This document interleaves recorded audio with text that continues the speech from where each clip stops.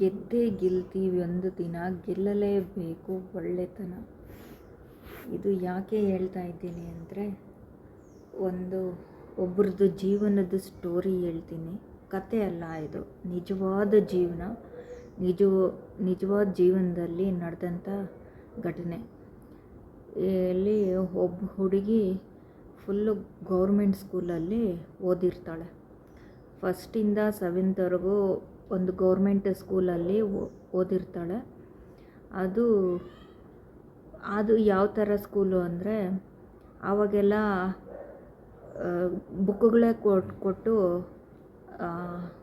ನೋಟ್ಸ್ಗಳೇ ಕೊಟ್ಟು ಸ್ಕೂಲಲ್ಲೇ ಟೀಚರ್ಸ್ ಎಲ್ಲ ಕೊಟ್ಟು ಅವರೆಲ್ಲ ಅದನ್ನು ನೋಡಿಕೊಂಡೇ ಎಕ್ಸಾಮ್ಗಳೆಲ್ಲ ಬರೆದು ನೆಕ್ಸ್ಟು ಪಾಸಾಗಿ ಹೋಗ್ತಾ ಇದ್ದಿದ್ದು.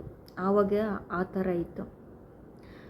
1ರಿಂದ 7ನೇ ಕ್ಲಾಸ್ವರೆಗೂ ಅವರು ನೋಟ್ಸ್ಗಳಲ್ಲೇ ನೋಡಿಕೊಂಡು ಎಕ್ಸಾಮ್ಗಳು ಟೆಸ್ಟುಗಳು ಎಲ್ಲ ಬರೆದು ಪಾಸಾಗಿ ಹೋಗ್ತಾ ಇದ್ದಿದ್ದು. ಈ ಹುಡುಗಿಗೆ ಗೊತ್ತೇ ಇಲ್ಲ ಈ ಥರ ಎಕ್ಸಾಮ್ ಎಲ್ಲ ಬರೆಯೋದು, ನೋಡ್ದಿರೋ ಓದ್ಕೊಂಡು ಹೋಗಿ ಎಕ್ಸಾಮ್ ಬರೆಯೋದು ಇದು ಅಂತ ಇದು ಗೊತ್ತಿಲ್ಲ. 7th ಆಗುತ್ತೆ, 7th ಪಾಸ್ ಆಗುತ್ತೆ, 8ಗೆ ಹೋಗ್ತಾರೆ. 8ಲ್ಲಿ ಇಂಗ್ಲೀಷ್ ಮೀಡಿಯಮ್ಗೆ ಜಾಯಿನ್ ಆಗ್ತಾರೆ. ಆವಾಗ ಫಸ್ಟು ಟೆಸ್ಟ್ ಬರುತ್ತೆ. ಆವಾಗ ಈ ಹುಡುಗಿ ನೋಟ್ಸ್ ಎತ್ಕೊಂಡು ಹಾಲ್ಗೆ ಹೋಗ್ತಾಳೆ. ಆವಾಗ ನೋಡಿದ್ರೆ ಯಾರೂ ನೋಟ್ಸ್ ಎತ್ಕೊಂಬರೋದಿಲ್ಲ. ಏನಕ್ಕೆ ಎತ್ಕೊಂಬಂದಿದೆಯಾ, ಎತ್ಕೊಂಡೋಗಿ ಆಚೆ ಇಡು ಅಂತ ಅವ್ರ ಫ್ರೆಂಡ್ ಹೇಳ್ತಾಳೆ. ಆವಾಗ ಅವಳಿಗೆ ಫ್ಲ್ಯಾಶ್ ಆಗುತ್ತೆ, ಎಕ್ಸಾಮ್ ಟೆಸ್ಟ್ ಅಂದರೆ ಈ ಥರ ಬರೆಯೋದಾ ಅಂದ್ಬಿಟ್ಟು. ಆಮೇಲೆ ಆ ನೋಟ್ಸ್ ಎತ್ಕೊಂಬಂದು ಆಚೆ ಇಕ್ಬಿಟ್ಟು ಫಸ್ಟು ಕನ್ನಡ ಸಬ್ಜೆಕ್ಟ್ ಕೊಟ್ಟಿರ್ತಾರೆ. ಕನ್ನಡ ಸಬ್ಜೆಕ್ಟು ಬರೀತಾಳೆ. ಕನ್ನಡನೂ ಓದ್ಕೊಂಡು ಹೋಗಿರೋದಿಲ್ವಲ್ಲ, ಕನ್ನಡ ಮೀಡಿಯಮ್ಮಿಂದ ಹೋದ್ರೂ ಕನ್ನಡ ಸಬ್ಜೆಕ್ಟು ಓದ್ಕೊಂಡು ಹೋಗಿದ್ರೆ ತಾನೇ ಪಾಸ್ ಆಗ್ತಾರೆ. ಓದ್ಕೊಂಡು ಹೋಗಿರೋದಿಲ್ಲ, ಫೇಲ್ ಆಗಿಬಿಡ್ತಾಳೆ. ಎಲ್ಲ ಸಬ್ಜೆಕ್ಟು ಫೇಲು. ಇಂಗ್ಲೀಷ್ ಮೀಡಿಯಮ್ ಬೇರೆ ಜಂಪು, 7th ಹೋಗಿ 8ಗೆ ಇಂಗ್ಲೀಷ್ ಮೀಡಿಯಮ್ಗೆ ಜಂಪು, ಫೇಲ್ ಆಗಿಬಿಡ್ತಾಳೆ. ಮತ್ತು 5 ಮಾರ್ಕ್ಸ್ ಬಂದಿರುತ್ತೆ. ಸೆಕೆಂಡ್ ಟೆಸ್ಟ್ ಬರುತ್ತೆ. ಸೆಕೆಂಡ್ ಟೆಸ್ಟಲ್ಲೂ ಅದೇ ಥರ ಆಗುತ್ತೆ. ಆಮೇಲೆ 3ನೇ ಟೆಸ್ಟ್ಗೆ ಓದೋಕ್ಕೆ ಶುರು ಮಾಡ್ತಾಳೆ. ಕನ್ನಡ ಓದ್ತಾಳೆ. ಕನ್ನಡ ತುಂಬ ಈಸಿ, ತುಂಬ ಸುಲಭ ಆಗಿಬಿಡುತ್ತೆ. ಓದ್ತಾಳೆ. 3rd ಟೆಸ್ಟಲ್ಲಿ ಕನ್ನಡದಲ್ಲಿ ಪಾಸಿಂಗ್ ಮಾರ್ಕ್ಸ್ 25ಗೆ 12 ಮಾರ್ಕ್ಸ್ ತೆಗಿತಾಳೆ. ಇನ್ನೆಲ್ಲ ಸಬ್ಜೆಕ್ಟು ಫೇಲ್ ಆಗಿರುತ್ತೆ. ತುಂಬ ಖುಷಿ ಆಗುತ್ತೆ. ಫಸ್ಟ್ ಟೈಮು ಏನೂ ಸತ್ಯವಾಗಿ ಬರೆದು ಫಸ್ಟ್ ಸಬ್ಜೆಕ್ಟು ಪಾಸಾಗಿರೋದು ಅಂದರೆ ಅದ್ರ ಖುಷಿನೇ ಬೇರೆ ಇರುತ್ತೆ, ಅದರದ್ದು ಹೆಮ್ಮೆನೇ ಬೇರೆ ಇರುತ್ತೆ. ನಿಯತ್ತಾಗಿ ಬರೆದು ಪಾಸಾಗಿದ್ದೀವಿ ಅಂದರೆ ಅದರದ್ದು ನಿಯತ್ತೇ ಬೇರೆ ಇರುತ್ತೆ. ಆ ಥರ ಫೀಲ್ ಆಗುತ್ತೆ. ಮತ್ತು 10th ಹೋದಾಗ 10th ಕನ್ನಡ ಮೀಡಿಯಮ್ಮು ಹೋಗ್ತಾರೆ. Kannada ಮೀಡಿಯಮ್ಗೆ 8th 9th English medium ಮಾಡ್ತಾರೆ. 10th ಕನ್ನಡ ಮೀಡಿಯಮ್ಗೆ ಹೋಗ್ತಾರೆ. ಹೋದಾಗ ಕನ್ನಡ ಮೀಡಿಯಮಲ್ಲಿ ಓದಿ ಅಲ್ಲೂ 10th ಫೇಲ್ ಆಗ್ತಾರೆ. ಕೆಲವೊಂದು ಸಬ್ಜೆಕ್ಟ್ಗಳಲ್ಲಿ ಫೇಲ್ ಆಗ್ತಾರೆ, ಬಟ್ ನಿಯತ್ತಾಗಿ ಬರೀತಾರೆ, ಫೇಲ್ ಆಗ್ತಾರೆ. ಆಮೇಲೆ ಮತ್ತೆ ಸೆಪ್ಟೆಂಬರಲ್ಲೇ ಅವಾಗೆಲ್ಲ ಎಕ್ಸಾಮ್ಗಳಿರ್ತಾಯಿತ್ತು. ಸೆಪ್ಟೆಂಬರಲ್ಲಿ ಅಟೆಂಡ್ ಮಾಡ್ತಾರೆ.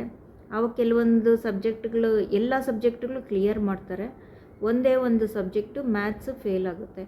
ಮತ್ತು ಅದೇ ಥರ ಮಾರ್ಚಲ್ಲಿ ಬರುತ್ತೆ. ಮಾರ್ಚಲ್ಲಿ ಯಾರು ಸಪೋರ್ಟು ಇಲ್ದಿರ, ಏನೂ ಇಲ್ದಿರ ಗೈಡ್ ಒಂದು ಇಟ್ಕೊಂಡು, ಮನೆ ಹತ್ರ ಒಬ್ರು ಇರ್ತಾರೆ ಸೆಕೆಂಡ್ PUC ಮಾಡಿರೋರು, ಅವ್ರ ಗೈಡಲ್ಲಿ ನೋಡಿಕೊಂಡು ಇದು ಈ ಥರ ಏನೇನೋ ಅವ್ರಿಗೆ ಬಂದಿರೋ ಮೆಥಡ್ಗಳಲ್ಲಿ ಹೇಳ್ಕೊಟ್ಬಿಡ್ತಾರೆ. ಇವರು ಪಾಸ್ ಆಗಲೇಬೇಕು, ಈ ವರ್ಷ ನಾನು ಫೇಲ್ ಆದರೆ ಮತ್ತೆ ನಾನು ಕಾಲೇಜ್ ಮೆಟ್ಲು ಹತ್ತಲ್ಲ, ಸಾಕಷ್ಟು ಅವಮಾನ ಆಗಿಬಿಟ್ಟಿದೆ. 1 ಇಯರ್ ಫೇಲ್ ಆಗಿ ಈಕೆ ಜೊತೆಯಲ್ಲಿ ಇದ್ದವರೆಲ್ಲ ಪಾಸಾಗಿ ಹೋಗ್ಬಿಟ್ಟಿದ್ದಾರೆ. ಅದು ಹೆಂಗೆ ಪಾಸಾಗಿ ಹೋದ್ರು ಅವರೆಲ್ಲ ಕಾಪಿಗಳು ಹೊಡೆದೇ ಹೋಗಿರ್ಬೋದು. ಈಕೆ ಹೆಂಗೆ ಓದ್ತಾಯಿದ್ರು ಅವರು ಹಂಗೆ ಓದ್ತಾ ಇದ್ದಿದ್ದು ನೋಡಿಕೊಂಡು ಆಮೇಲೆ ಹೇಳ್ಕೊಡ್ತಾರೆ ಎಲ್ಲ. ಹೋಗ್ಬಿಟ್ಟು 10th ಫಸ್ಟು ಕ್ವಶನ್ ಪೇಪರ್ ಕೊಡ್ತಾರೆ. ಅದರಲ್ಲಿ ಈಕೆಗೆ ಏನು ಗೊತ್ತು ಫಸ್ಟು ಮೇಯ್ನು ಅದನ್ನು ಬರೀತಾಳೆ. ಆವಾಗ 10 ಮಾರ್ಕ್ಸ್ದೇನೋ ಥಿಯರಿ ಎಲ್ಲ ಇರ್ತಾಯಿತ್ತು. ಅದನ್ನು ಬರೆದು ಏನೇನು ಗೊತ್ತೋ ಅಷ್ಟು ಮಾತ್ರ ಅಟೆಂಡ್ ಮಾಡಿ, ಮಿಕ್ಕೋದು ನಾನು ಪಾಸ್ ಆದರೂ ಪರವಾಗಿಲ್ಲ, ನಾನು ಫೇಲ್ ಆದರೂ ಪರವಾಗಿಲ್ಲ, ನನಗೆ ಏನು ಗೊತ್ತೋ, ನನಗೆ ಎಷ್ಟು ಗೊತ್ತೋ ನಾನು ಅಷ್ಟು ಮಾತ್ರ ಬರಿತೀನಿ ಅಂದ್ಬಿಟ್ಟು ನಿಯತ್ತಾಗಿ ಬರೆದು ಆಚೆ ಬರ್ತಾರೆ. ರಿಸಲ್ಟ್ ಕೇರ್ ಮಾಡಲ್ಲ, ಪಾಸ್ ಆದರೂ ಪರವಾಗಿಲ್ಲ, ನಾನು ಫೇಲ್ ಆದರೂ ಪರವಾಗಿಲ್ಲ ಅಂದ್ಕೊಂಡಿರ್ತಾರೆ. ರಿಸಲ್ಟ್ ಬರುತ್ತೆ, ಪಾಸಿಂಗ್ ಮಾರ್ಕ್ಸ್ ಬಂದು ಪಾಸ್ ಆಗಿಬಿಡ್ತಾರೆ. 35 ಮಾರ್ಕ್ಸ್ ಬಂದು ಪಾಸ್ ಆಗಿಬಿಡ್ತಾರೆ. ಖುಷಿ, ಸಖತ್ತು ಖುಷಿ. ಆ ನಿಯತ್ತಲ್ಲಿ ಬರೆದಿರೋ ಇದು ತುಂಬ ಖುಷಿ. ಯಾಕೆಂದರೆ ಫಸ್ಟೆಲ್ಲ ಕಾಪಿಗಳು ಹೊಡೆದು ಬಂದಿರೋದು, ಆ ಜೀವನ ನೋಡಿರ್ತಾರೆ. ಇವಾಗ ಕಾಪಿ ಹೊಡಿದಿರೋ ನಿಯತ್ತಾಗಿ ಬರೆದಿರೋ ಜೀವನ ನೋಡಿರ್ತಾರೆ. ತುಂಬ ವ್ಯತ್ಯಾಸ ಇರುತ್ತೆ. ಮತ್ತು ಫಸ್ಟ್ PUCಗೆ ಹೋಗ್ತಾರೆ. ಫಸ್ಟ್ PUCಯಲ್ಲಿ ಈ ನಿಯತ್ತೆಲ್ಲ ನೋಡಿದ್ರಲ್ವ, ಕಾಪಿ ಮಾಡದೆ ಬರೆದ್ರೆ ನಮಗೆ ನಮ್ಮ ಆತ್ಮಗೌರವ ಹೆಚ್ಚಾಗುತ್ತೆ ಅಂದ್ಬಿಟ್ಟು ಫಸ್ಟ್ PUCಗೆ ಹೋಗ್ತಾರೆ. ಈಕೆ ಜೊತೆ ಇವರು 10th ಇದ್ದಿದ್ದು ಫ್ರೆಂಡ್ಸು ಬರ್ತಾರೆ. ಅವರೆಲ್ಲ ಕಾಪಿಗಳು ಹೊಡೆಯೋದು ಆ ಥರ ಎಲ್ಲ ಮಾಡ್ತಾಯಿರ್ತಾರೆ. ಆದರೆ ಈಕೆ ಮಾಡೋದಿಲ್ಲ, ನಿಯತ್ತಾಗಿ ಬರೀತಾಳೆ, ಸಖತ್ತಾಗಿ ಓದ್ತಾಳೆ. ಆಗ ತಲೆಗೆ ಯಾವ ಪ್ರಶ್ನೆ ಬಂದರೆ ಯಾವ ಥರ ಹ್ಯಾಂಡ್ಲ್ ಮಾಡ್ಬೋದು ಅನ್ನೋದೆಲ್ಲ ಗೊತ್ತಾಗ್ಬಿಡುತ್ತೆ.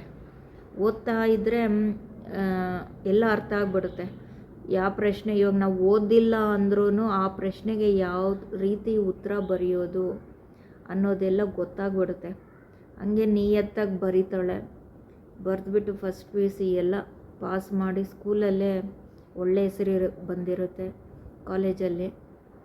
ಮತ್ತು ಸೆಕೆಂಡ್ PUCಗೆ ಹೋಗ್ತಾಳೆ. ಸೆಕೆಂಡ್ PUCಯಲ್ಲಿ ಇಂಗ್ಲೀಷು ಫೇಲ್ ಆಗಿಬಿಡುತ್ತೆ. ಯಾಕೆಂದರೆ ಕನ್ನಡ ಮೀಡಿಯಮಿಂದ ಓದಿರೋದು. ಇಂಗ್ಲೀಷು 1 ಮಾರ್ಕ 2 ಮಾರ್ಕಲ್ಲ, 2 ಮಾರ್ಕಲ್ಲಿ ಫೇಲ್ ಆಗಿಬಿಡ್ತಾಳೆ. ಮತ್ತು ಏನು ಮಾಡೋಕ್ಕಾಗಲ್ಲ. ಮತ್ತು ಎಕ್ಸಾಮು ಆವಾಗಲೂ ಫೇಲ್ ಆಗಿಬಿಡ್ತಾಳೆ. ಮತ್ತು ಮಾರ್ಚಲ್ಲಿ ಬರೀತಾಳೆ. ಫೇಲ್ ಆದರೂ ಆಗ್ಬೋದು, ಪಾಸ್ ಆದರೂ ಆಗ್ಬೋದು ಅಂದ್ಬಿಟ್ಟು ಬರೀತಾಳೆ, ಪಾಸ್ ಆಗ್ತಾಳೆ. ಈಕೆ ಜೊತೆ ಇರೋರೆಲ್ಲ ಫೇಲ್ ಆಗಿಬಿಡ್ತಾರೆ. ಅವ್ರಿಗೆಲ್ಲ ಮದುವೆಗಳು ಮಾಡಿ ಕಳಿಸ್ತಾರೆ. ಈಕೆ ಡಿಗ್ರಿ ಮಾಡೋದಕ್ಕೆ ಹೋಗ್ತಾಳೆ. ಈಕೆಗೆ ಸೆಕೆಂಡ್ PUCಯಲ್ಲಿ ಕಮ್ಮಿ ಮಾರ್ಕ್ಸ್ ಬಂದ್ರೂ ದೊಡ್ಡ ಕಾಲೇಜು, ಅದು ಇಂಗ್ಲೀಷ್ ಮೀಡಿಯಮ್ ಕಾಲೇಜು, ಬೆಂಗಳೂರಲ್ಲೇ ಇಂಗ್ಲೀಷ್ ಮೀಡಿಯಮ್ ಕಾಲೇಜಲ್ಲಿ ಆಕೆಗೆ ಸೀಟ್ ಸಿಗುತ್ತೆ. ಯಾವ ರೆಕಮೆಂಡೇಷನು ಇಲ್ಲ, ಏನೂ ಇಲ್ಲ. ಆಕೆ ಮಾರ್ಕ್ಸ್ ಕಾರ್ಡು ತೋರಿಸಿದ ತಕ್ಷಣ ಹೆಂಗೆ ಕೊಡೋದು ಇವ್ರಿಗೆ, ಇಂಗ್ಲೀಷಲ್ಲಿ ಫೇಲ್ ಆಗಿದೆ ಅಂದ್ಬಿಟ್ಟು ಅಂದ್ಕೊತಾರೆ. ಆಮೇಲೆ ಆಕೆ ಫೇಸ್ ಕೊಟ್ಟು ಆಕೆ ಕಾನ್ಫಿಡೆನ್ಸು ಎಲ್ಲ ನೋಡಿ ಅದು ಅಲ್ಲಿ ಸೀಟ್ ಸಿಗುತ್ತೆ. ಡಿಗ್ರಿಗೆ ಹೋಗಿ ಸೇರ್ಕೊತಾರೆ. ಇಂಗ್ಲೀಷ್ ಮೀಡಿಯಮಲ್ಲಿ ಸೇರಿಕೊಂಡು ಇಂಗ್ಲೀಷ್ ಮೀಡಿಯಮಲ್ಲಿ ಶುರು ಮಾಡ್ತಾರೆ. ಇಂಗ್ಲೀಷೇ ಬರ್ತಾ ಇರಲಿಲ್ಲ ಇವ್ರಿಗೆ. ಇಂಗ್ಲೀಷಲ್ಲಿ ಸಬ್ಜೆಕ್ಟಲ್ಲಿ ಫೇಲ್ ಆಗಿದ್ಲು ಅಂತ ನಿಮಗೆ ಗೊತ್ತು. ಆಮೇಲೆ ಒಂದು 6 ಮಂತ್ಸ್ ಆದಮೇಲೆ ಆ ಇಂಗ್ಲೀಷು ಆಕೆಗೆ ಸುಲಭ ಆಗಿಬಿಡುತ್ತೆ.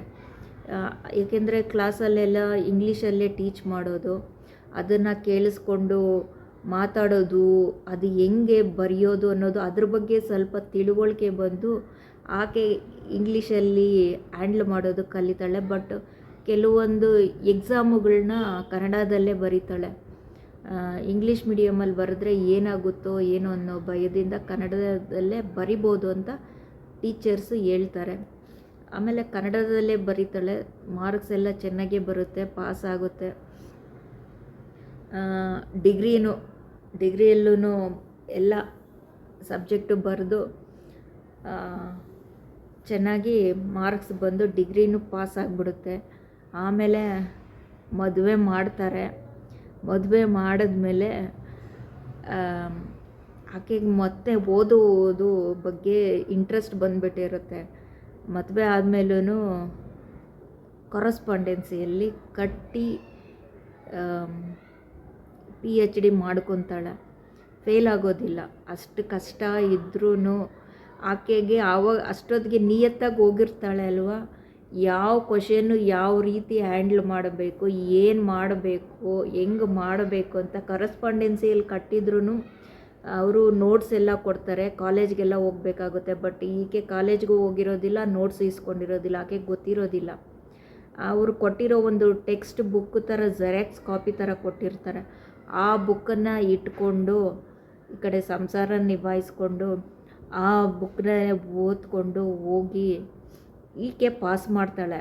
ಆ ಕರಸ್ಪಾಂಡೆನ್ಸಿಗೆ ಬಂದಿರೋ ಕ್ಲಾಸ್ಗೆಲ್ಲ ಅಟೆಂಡ್ ಮಾಡಿರೋರು ಬುಕ್ ಇಟ್ಕೊಂಡು ನೋಟ್ಸ್ ಅವರೆಲ್ಲ ತುಂಬ ಜನ ಫೇಲ್ ಆಗಿಬಿಡ್ತಾರೆ. ಈಕೆ ಪಾಸ್ ಆಗ್ತಾಳೆ. ಇದೇ ಹೇಳೋದು, ನಿಯತ್ತಾಗಿ ನಾವು ಹೋದರೆ ಅದು ನಮ್ಮನ್ನು ಕಾಪಾಡುತ್ತೆ. ಅಡ್ಡದಾರಿಯಲ್ಲಿ ಹೋದರೆ ಅದು ಅಡ್ಡದಾರಿ ಯಾವತ್ತಿದ್ರೂ ಅಡ್ಡದಾರಿನೇ, ನಿಯತ್ತಾಗಿ ಹೋಗೋ ದಾರಿ ಯಾವತ್ತಿದ್ರೂ ನಿಯತ್ತೆ. ಈ ವಿಡಿಯೋ ಇಷ್ಟ ಆಗಿದ್ದರೆ ಲೈಕ್ ಮಾಡಿ, ನಿಮ್ಮ ಅಭಿಪ್ರಾಯನ ಕಮೆಂಟ್ ಮೂಲಕ ತಿಳಿಸಿ. ಅರ್ಧಕ್ಕೆ ಬಿಟ್ಟೋಗಿದ್ದೀರಾ ಇಲ್ಲ ಫುಲ್ಲು ವಿಡಿಯೋ ನೋಡಿದ್ದೀರಾ, ಇದು ನನಗೆ ಗೊತ್ತಾಗುತ್ತೆ.